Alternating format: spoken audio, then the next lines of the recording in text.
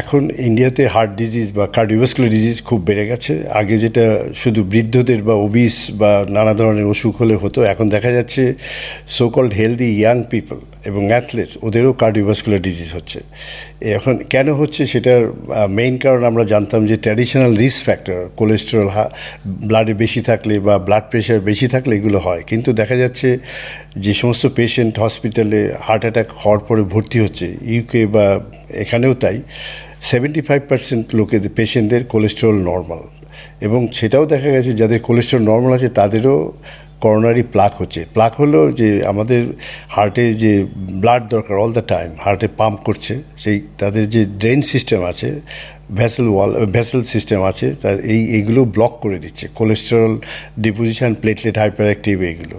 এখন আমরা যেটা দেখলাম যে cholesterol is not the only risk factor, platelet hyper activity জন্য এটা হচ্ছে। এখন প্লেটলেট হাইপার অ্যাক্টিভিটি কেন হয়?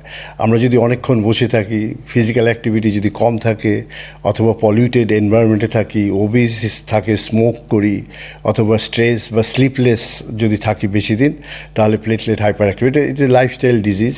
এখন এটাকে বন্ধ করার জন্য একমাত্র ড্রাগ অ্যাভেলেবল অ্যাসপিরিন, কিন্তু অ্যাসপিরিন এই যাদের এই কার্ডিওভাস্কুলার ডিজিজ নেই তারা এটা ইউজ করতে পারে না, এটা এবং করতে মানাও করা আছে ইউরোপ, আমেরিকা সব জায়গায় যারা অথরিটি, এফডিএ এটসেট্রা মানা করেছে। তার কারণ হলো এই অ্যাসপিরিন খেলে পরে ওই গাট প্রবলেম হয়, আলসার হতে পারে এবং নানা রকম উপসর্গ হতে পারে, সেই জন্য এটা নর্মাল ইউজ করা যায় না।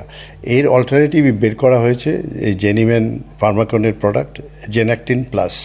এই জেনাকটিন প্লাস হলো কিউফ্রুট এক্সট্রাক্ট, যেটা অসলো ইউনিভার্সিটিতে রিসার্চ করা হয়েছে এবং মানবদেহে প্রয়োগ করা হয়েছে, এবং তাতে দেখা গেছে যে প্লেটলেট হাইপার অ্যাক্টিভিটি এবং ব্লাড প্রেশারকে নর্মালাইজ করে, এবং ওদের কোনো সাইড এফেক্ট নেই, এবং এটা যে কোনো লোক 18 থেকে 20 বছরের উপরে থেকে সবাই খেতে পারে, এবং এটা খেলে পরে প্লেটলেট হাইপার অ্যাক্টিভিটি কমবে এবং তাতে প্লাক ফর্মেশন কমবে এবং করোনারি সার্কুলেশনও ভালো থাকবে, এবং যাদের প্লাক এখনও হয়নি তাদের আর হবে না, আর যাদের অলরেডি হয়েছে ওই অবস্থাতেই থাকবে, বিকজ প্লেটলেট হাইপার অ্যাক্টিভিটিকে টেম করা হচ্ছে সেই জন্য।